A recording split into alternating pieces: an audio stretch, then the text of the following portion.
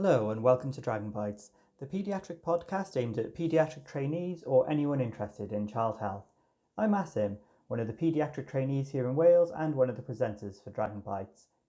This week we've got the first in a two-part series all about breastfeeding. Two of our Dragon Bytes hosts, Tom Cromarty and Stacey Harris, are joined by two experts in the field of breastfeeding. First we have Dr Vicky Thomas, a consultant paediatrician at the Great North Hospital in Newcastle-Upon-Tyme, and secondly, Ilana Levine, an ST6 based in the Thames Valley Deanery, who's currently out of programme doing some research.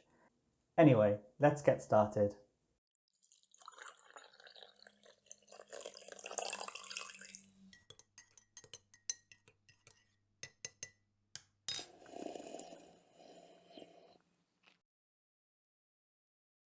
Right, well, hello. Thanks for joining us. We've got some fantastic guests here today to talk about breastfeeding and some initiatives that are going on in the UK at the moment. If we could start just by getting some introductions, if that's okay. We could start with you, Vicky. That'd be fantastic. Oh, hi. So I'm Vicky Thomas. I'm a consultant paediatrician at the Great North Children's Hospital, which is in Newcastle-Upon-Tyne. I'm a scientific advisor to Latch League, which is a breastfeeding support organisation. I sit on the scientific committee of the Lullaby Trust, supporting families and supporting research around sudden infant death syndrome. And I'm a trustee of First Steps Nutrition Trust. Wow. And Ilana? Hi, I'm Ilana Levine. I am an SD6 level registrar in the Thames Valley, although I'm actually out of programme for research at the moment doing a PhD that's related to human milk in preterm babies, and that's with the National Perinatal Epidemiology Unit. Fantastic. Well, welcome both of you. We've also got Stacey, one of the Dragon Bytes founders, on the call, and so I think we could just kick it off just by talking about breastfeeding and really just going into some of the basics about why it's important, if that's okay. So I think that first, before we even start, I think we need to acknowledge that talking about why breastfeeding is important can be difficult for some people to listen to, and it can raise hackles because of the personal experiences that people who are listening to the podcast may have. And so before we say anything, I think Vicky and I both definitely want to say that we don't see formula as anything evil. We don't see people who use formula as being bad parents. We completely understand the kind of psychological trauma that can happen when breastfeeding doesn't go as planned. And our attitude is that we want to help people to breastfeed as much as they can and reduce that trauma of not being able to breastfeed when you wanted to, which I actually have experienced myself. So that's kind of a little runner before we start, because I think that when people are listening, it can really raise hackles to have people talking about why is breastfeeding important and what's the impact of breastfeeding. I think the general public really see very little difference between formula and breast milk. I think everybody knows this phrase, breast is best, which actually nobody really likes and it's quite meaningless. But because the UK is really a formula feeding society, most people are formula feeding even after in the first month of life after birth. Then the general public sees that formula is fairly normal and that there isn't much biological difference between formula and breast milk. Whereas breast milk, of course, is this incredibly complex living fluid, which we can never really hope to even make something that's slightly similar to it when it doesn't come from a human breast. It has thousands of different components. It has stem cells in it. It's highly immunologically active. It has not only antibodies, but lactoferrin and all kinds of substances we don't even have a name for yet. And it also has bacteria in it. So it is a means of establishing the microbiome and a normal microbiome. It changes over time. So it changes according to the day. It changes according to the weather. It changes according to the sex of the baby. It changes according to whether the baby is ill, whether there's two children that are breastfeeding at the same time. And it's not only nutrition, which is what we tend to think about it in pediatrics. It's also comfort, it's also part of parenting, it's also pain relief. So those are lots of the reasons why it is really important. Now, in a societal level, we kind of see it with a public health perspective. And I think that the key roles for human milk in terms of health are infectious disease for babies and infants and children. And people often think about that in relation to contaminated water, as if it's a problem that we see in low and middle income countries, that we would make up formula in a contaminated way, and that's the problem. But that's only part of the story because, as I said, breast milk is such an immunologically active fluid, that it has a really significant impact on infectious diseases, so things like gastroenteritis, otitis media. There's also the impact on SIDS, which I think is so obviously important that it's something that we should all know about, that breastfeeding reduces the risk of SIDS. Although obviously it's a small absolute impact, it's a very significant one. But as on a public health perspective also, I think possibly the role in childhood obesity is something that really we should think about more. So if you're breastfed, you're less likely to be overweight and obese as a child.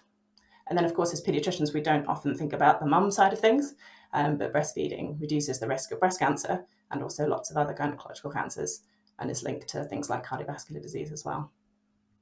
And then there's the health economic impact that results from all of those things. So we could really save billions of pounds for the NHS and the general economy if we could just get everyone who wants to breastfeed to be able to breastfeed. Yeah, I think if you guys are if people are interested in going to the literature, which often gets bandied about a bit here, and interestingly, there's a lot of cherry picking of information, especially from some groups who don't feel that breastfeeding is of use. I tend to direct people to the Lancet series published in 2016, which is a really useful summary. It's a huge literature review. And really fascinating data there. And I think the other thing that we're not really talking about enough is that most families want to breastfeed. So many of us have had that experience of talking to a family where breastfeeding isn't going to plan. And many of us almost, I think, as professionals get a bit put off breastfeeding because our initial experience of it as paediatricians is those skinny babies in the emergency department at 11 p.m. with a weeping mum and that feeling of helplessness. And I think what's really tempting to do is say, it's not that important, have some formula, off you go. That's often been the default, I think, in paediatrics. It was mine, if I'm honest, before I had my own children. I think I very much didn't understand the mechanics of breastfeeding. I didn't know how to help people who were having breastfeeding problems. And my default was very much to say, look, we're living in a wealthy country, we've got good access to formula, have a bottle of formula and off you go. And it's only, I think, coming through the lens of personal experience that you realise that families don't want that as a solution. Families desperately want, most of the time in my experience, to be supported with successful breastfeeding. And we know that women whose breastfeeding doesn't work out have a significantly higher risk of postnatal depression. So there's a lot of reasons why, on a macro and micro level, it's an important thing for us to manage well as paediatricians. Yeah, I definitely have had that experience myself of, like you say, having mothers and parents who are struggling in the first few days or few weeks, and I find it hard to navigate the wanting to be supportive and also not wanting to try and force anything too much, and so I find weighing up those arguments quite hard, and definitely, I don't know if people often see it as the easy way out, or something like that. How can, as we as healthcare professionals, then best support those hard times in those first few weeks? So I think the first thing I'm going to say is listen rather than talk. I think often we think we've got to say something or do something, but actually sitting with a family and hearing what's important to them and what they want is, I think, the number one priority, and that guides you in how you can support them. The other thing is that most of us as paediatricians are not going to be breastfeeding experts. To qualify as what's called an IBCLC, which is sort of the highest qualification in lactation, takes huge amounts of work. It's a separate exam. You have to do hundreds or thousands of hours of practical support for families. And no one, I think, is expecting a revolution in paediatrics where we're suddenly all going to be able to resolve people's lactation problems in a 30-minute consultation in the emergency department. But we do need to know the basics about normal baby behaviour and be able to support families with that. And I guess that's something we can talk a bit more about.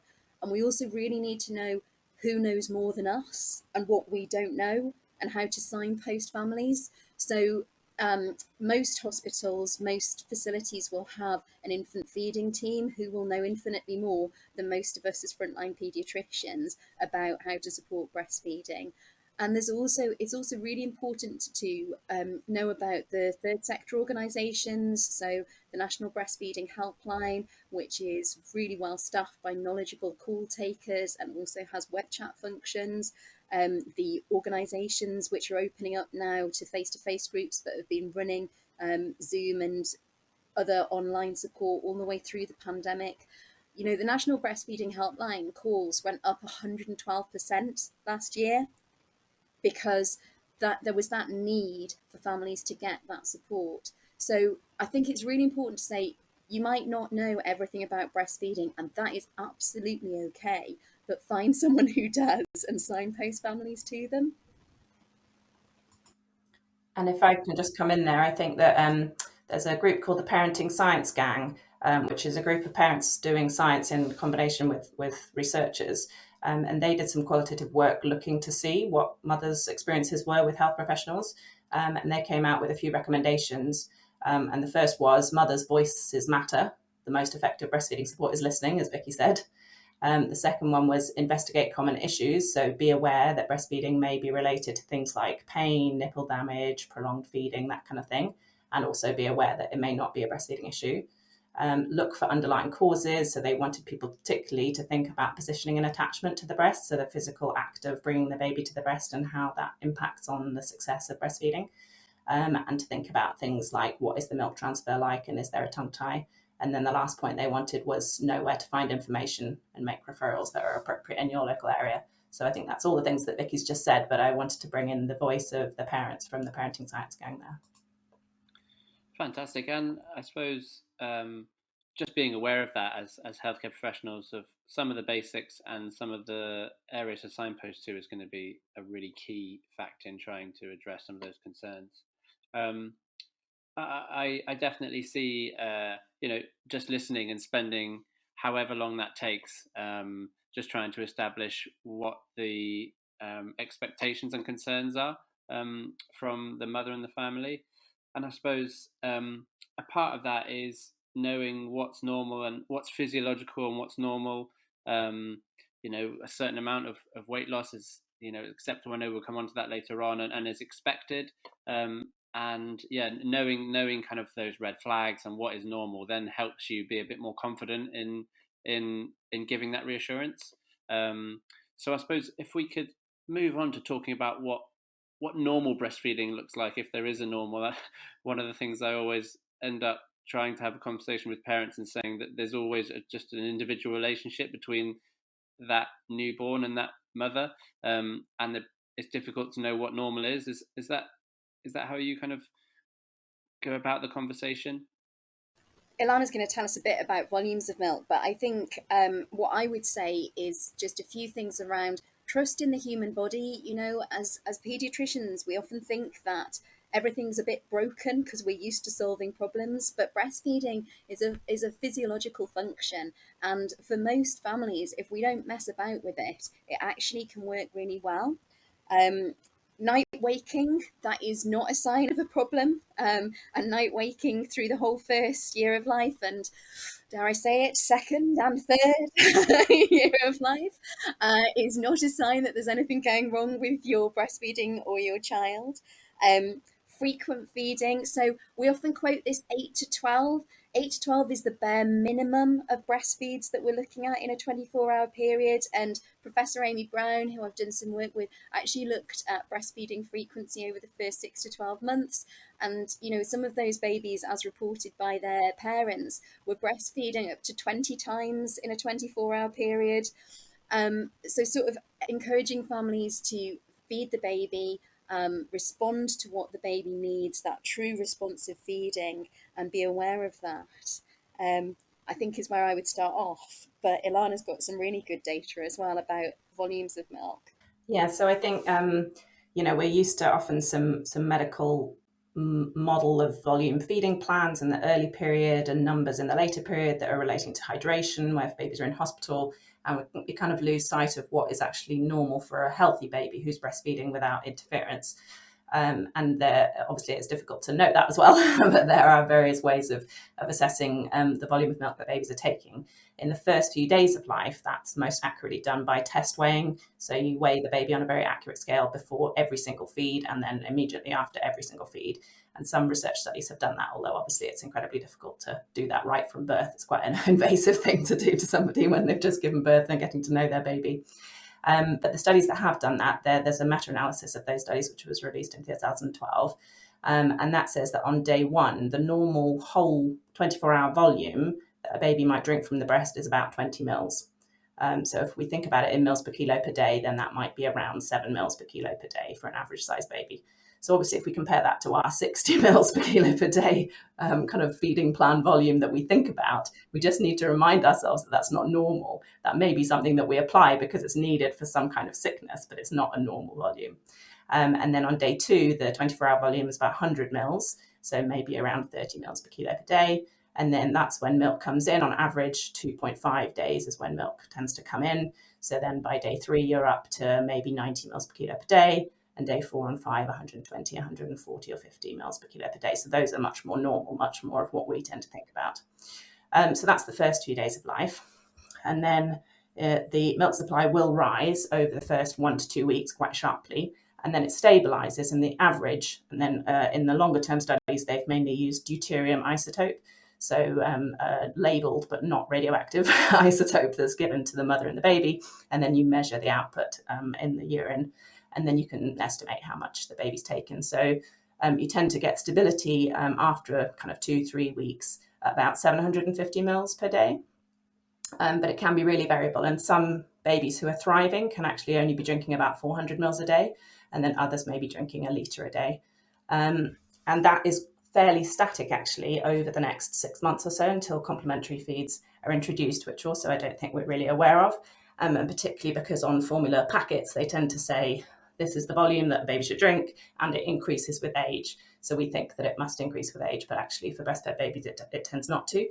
And because that volume tends to be stable, but the baby is growing, that means that per kilo, actually, the volume goes down. So the peak is about 150 mils per kilo, but that's around 2 to 3 weeks. And by 6 months, when you've started complementary feeds, it's probably more like 100 mils per kilo per day of breast milk. And then the breastfeeding toddler, who's also eating, we don't know as much about, partly because in the UK and high-income countries, that tends to be a rarer situation, whereas it's a very biologically normal situation to have a breastfeeding toddler and child in most of the world. So we don't know much about that, but there is a little bit of data that suggests that perhaps a toddler, so over a year, who's also eating, might be drinking about 200 mils a day of breast milk. And so at that point, is the what's the main benefit at that point? Is it just continuing with nutrition and with immunity and that kind of thing, or? Do you want me to take that one, Ilana?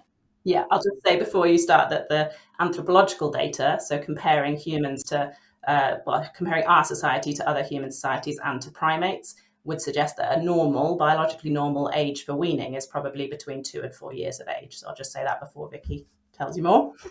So I think this is really interesting because we have this impression that sometime between 6 and 12 months, I think all these benefits that we acknowledge of breast milk sort of just evaporate quite literally. And I think people think breast milk turns to water. And I've heard really quite respected colleagues say things like, oh, there's no benefit. And I think that's a shame because it reflects that they perhaps haven't looked at the data.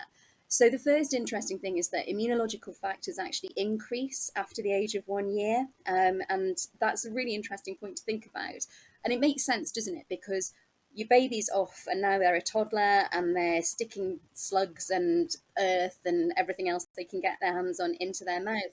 And they're wandering around and meeting new other toddlers and getting more independent in their interactions. And so it would hugely make sense for that immune protection actually to upregulate after the age of 1 rather than downregulate. We know that there's quite a lot of other stuff going on. So there's quite a lot of the caloric and the vitamin requirements as well. Protein requirements are met by breast milk. certainly anybody who's got practical experience of breastfeeding a toddler or an older child would tell you that it's an absolute godsend if they've got any kind of illness at all, because breast milk is much better tolerated for those babies who've got, or toddlers who've got gastroenteritis. And there's also a massive health impact for women with ongoing breastfeeding, which we're really not talking about enough. A major impact on cardiovascular. There was a huge study in China looking at cardiovascular outcomes for women who breastfed. I'll have to get the data for that, but essentially every additional 6 months of breastfeeding causes a substantial reduction in your risk of heart attack and stroke for mothers. I think it's quite a good thing to have your parents in good health. So I think there are real physical benefits, but for mums and babies in breastfeeding longer term. And we probably need to move away from that idea that it's something that magically stops being important once you get to 6 to 12 months. And I think people also actually think they're just supposed to stop. So I think people often stop because they think that's what they're supposed to do. They've kind of heard about a year as being something to aim for, and often people are going back to work and they think that that must be incompatible. So both of Vicky and I are members of a Facebook group called Breastfeeding for Doctors, and Vicky's one of the admins, which is a peer support group for breastfeeding support for doctors. And I think part of that is just cultural. It's just people saying, look, I breastfeed and I work. And then other people say, oh, how does that work? How do you do night shifts if you're still feeding at night? And it becomes obvious that actually breastfeeding is a very flexible thing that you can do in many, many different ways. But if people aren't aware of that, then they just assume, okay, yep, I breastfeed exclusively for 6 months and then I stop around a year. That's what's normal to people in their heads in the UK. But it doesn't have to be normal. It's just a kind of cultural thing, isn't it? Yeah, I would agree with that. I found that's what I found, that people expect. That's what they expect. But yeah, it is very flexible. So going back to normal breastfeeding, or how would we kind of, if we saw a child, how would we assess if breastfeeding was going well?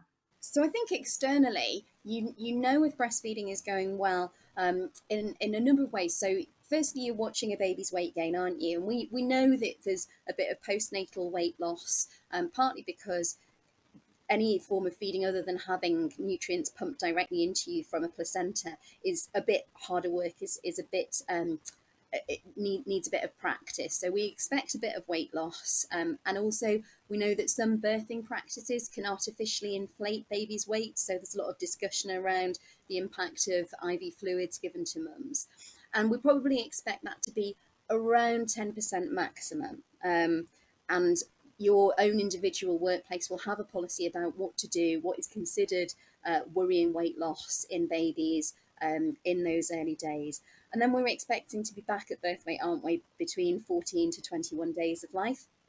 Then we're looking at weeing and stooling, and there's some data about, you know, how much, what's in a nappy is a good one. You're looking at that poo transitioning to that seedy breastfed baby poo from meconium. You're looking at a mum that isn't in pain, and this has come up a bit locally because we've had some discussion about whether it's quote unquote okay for a baby to be gaining weight but the mum still to be in pain. And I don't know how blunt I'm allowed to be on this podcast. Can I make a blunt analogy? Yeah, of course you can. Is that so? I went round and spoke to one of our surgeons about this because we'd stopped addressing a potential tongue tie in babies if they were gaining weight, but their mothers were in pain. And I'm afraid I said to him, if something was sucking on your scrotum and causing that to bleed and ulcerate, would you be okay with that? And, you know, I've never said anything that had such a direct reaction from a surgical colleague before.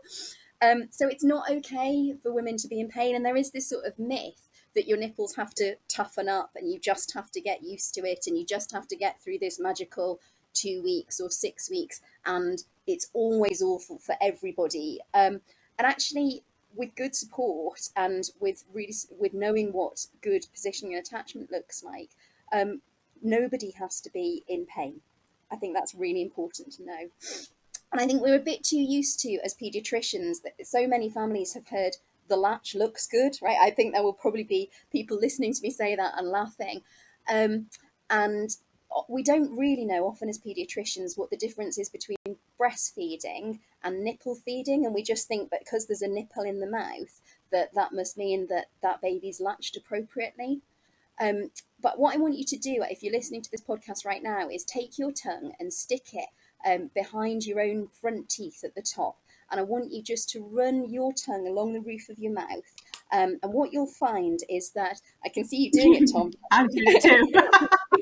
So what you'll find is, as you run your own tongue along the roof of your own mouth, you go from this hard palate to the transition of the soft palate. That's just before you start to gag on your own tongue. So I hope nobody's like, I usually listen to podcasts when I'm out running. So if you're currently doing this, I really hope, if you're running and doing this, I really hope that you haven't fallen over.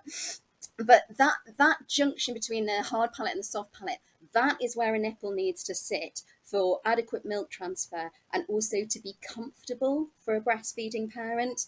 And we also have to remember that babies don't suck on a nipple like they do on a straw or on a bottle. So as far as we understand it, some of what happens with breastfeeding is that the tongue actually cups and holds the whole breast, and it undulates as a form of peristalsis. The peristalsis actually starts at the tongue and the milk comes out that way. So I guess what I'm probably saying is assessing a latch is a real art, but just because you can see a nipple in a baby's mouth does not mean that the latch is okay and that box is ticked. If you don't know how to assess that latch and you've got a parent who's in pain, even if the baby's gaining weight, that person needs skilled support that's probably out with your remit. Yeah, amazing. I've seen some beautiful videos of undulating tongues. It's quite fascinating, isn't it? Yeah. If you want to see what good attachment looks like, there's a brilliant website called Global Health Media that's got some beautiful positioning at the breast.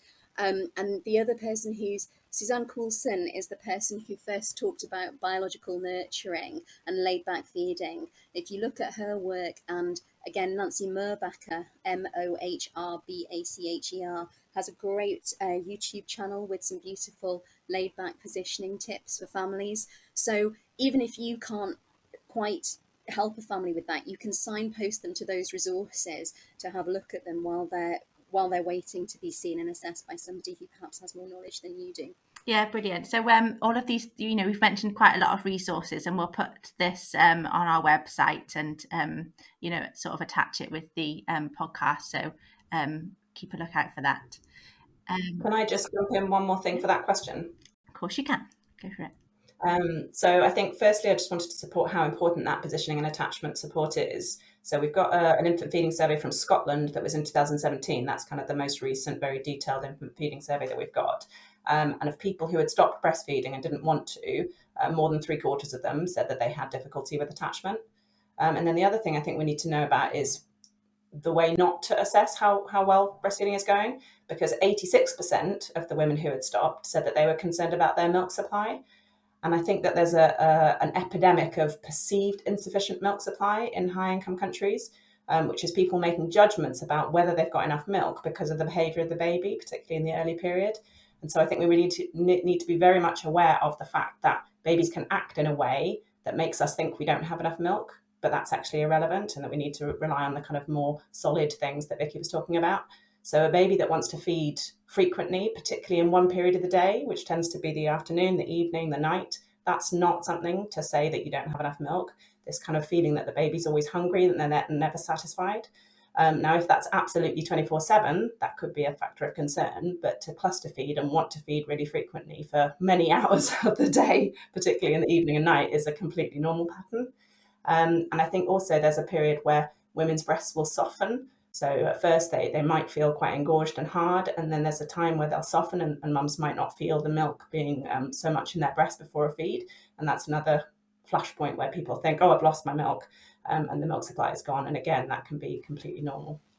And, things like leaking as well. People are often really worried that if they're not leaking breast milk, that means they don't have enough. Actually, leaking is actually more to do with the structure of the milk ducts and whether they're lax or whether they're quite constricted. So you can have a really great milk supply and not leak at all. being able to express, I know, is one of Ilana's real interests of expertise and areas of expertise. And often women think, and in fact are often told, that if they can't express, that they don't have enough milk. But actually, you know, how your body responds to a pump is very different to how it responds to a baby. And it's also important to say that not all pumps are equal. We're not going to talk about particular brands, but there are real differences, and there are also differences in technique. And you need pumping is as much of a skill, I think, for most women as breastfeeding is, and you have to learn the techniques a little bit about getting your body to interface with a breast pump. Yeah, so they don't have that undulating tongue that we were talking about, do they? I don't think there's any that I've seen that have that, like a baby. Well, some claim that they've got various modes that are more like a baby, but the fact is that a pump it's not the same mechanisms, but it's also not the same experience. So, you know, when I'm supporting families who've got a sick baby, which is a big part of my role, and they're expressing while their baby's too sick to feed at the breast, they're often in a place of high stress, which I know Ilana is also supporting families with in the neonatal unit. And it's very different sitting next to your sick baby in a hospital environment, plugging yourself into a machine with the background noise of all the beeps, bright lights, staff coming and going. Perhaps you're not well rested or well fed. That whole experience is completely different to holding your snuggly little baby in your arms, looking at their face and having that physical contact. So I think it's not surprising that for a lot of women, expressing doesn't replicate how feeding's going.